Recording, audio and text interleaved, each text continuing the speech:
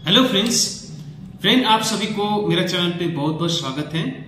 तो फ्रेंड आज हम लोग बात करेंगे सिजेरियन सेक्शन में कौन सा एनेस्थीसिया सबसे अच्छा होता है, उसके बारे में हम लोग बात करेंगे। और फ्रेंड वीडियो आगे बढ़ाने से पहले कृपया जल्दी सब्सक्राइब बटन को जरूर दबाइए और बेल आइकन को भी जरूर दबाइए। देखिए सिजेरियन सेक्शन होता क्या है।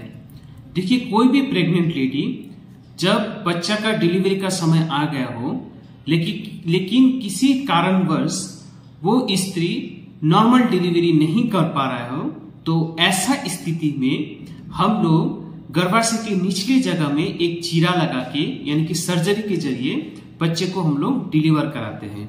तो इसी को हम लोग सिजेरियन सेक्शन बोलते हैं या फिर सिजेरियन सेक्शन डिलीवरी बोलते हैं।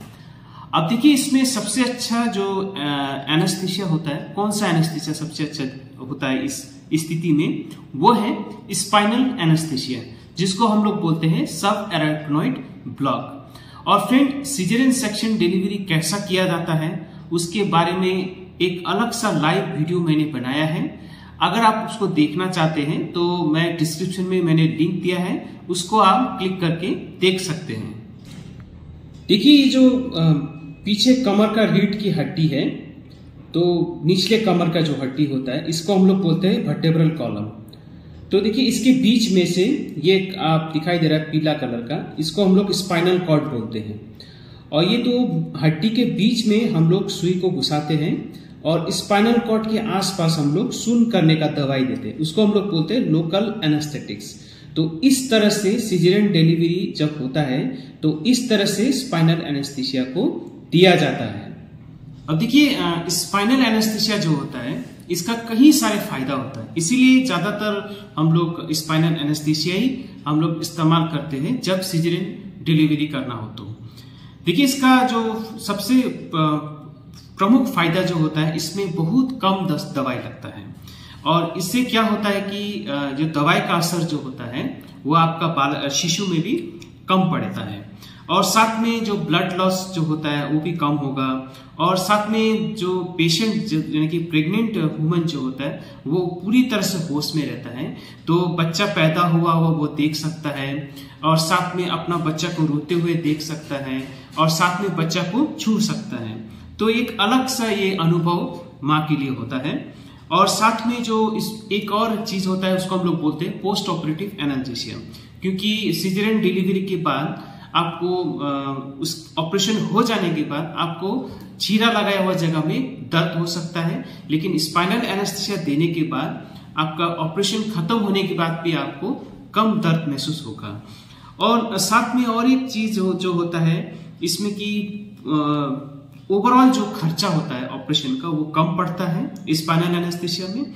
और साथ में जो जनरल एनेस्थीसिया का देने का जो खतरा होता है ये एकदम ना के बराबर होता है, क्योंकि हम उसको बाईपास कर देते हैं। अब देखिए जो जनरल एनेस्थीसिया होता है इसमें कई सारे रिस्क भी होता है इसमें, जैसे कि इसमें हम लोग को बहुत सारा दवाई देना पड़ता है तो एक ही साथ में, तो इससे क्या होता है माँ को भी खतरा होता है और साथ में कुछ दवाई का असर जो होता है वो बच्चे में भी दिखाई दे सकता है। अब देखिए इसमें जो बहुत सारे दवाई देने की वजह से इसमें आपका ओवरऑल जो खर्चा थोड़ा सा स्पाइनल एनेस्थीसिया के मुकाबले ज्यादा होता है।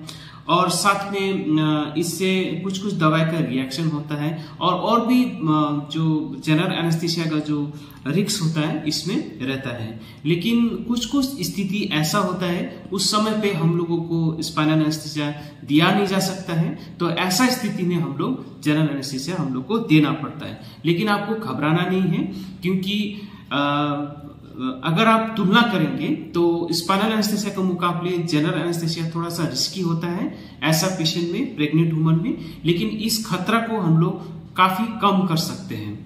अब देखिए इसको छोड़ के और भी एक तरीके का एनेस्थीसिया हम लोग दिया जा सकता है इसमें, जिसको बोलते हैं एपिड्यूरल एनेस्थीसिया। तो देखा जाए तो ये जो तीन एनेस्थीसिया जो हम लोग का विधि होता है, स्पाइनल एनेस्थीसिया, जनरल एनेस्थीसिया और एपिड्यूरल एनेस्थीसिया, इसमें से सबसे ज्यादा प्रचलित है स्पाइनल एनेस्थीसिया।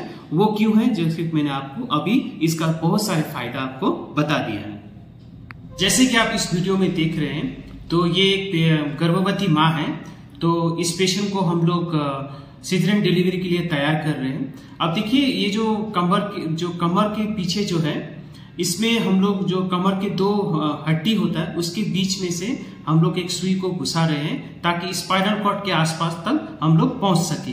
तो ये जो सुई है इसको हम लोग बोलते हैं स्पाइनल नीडल। ये बहुत ही पतला होता है।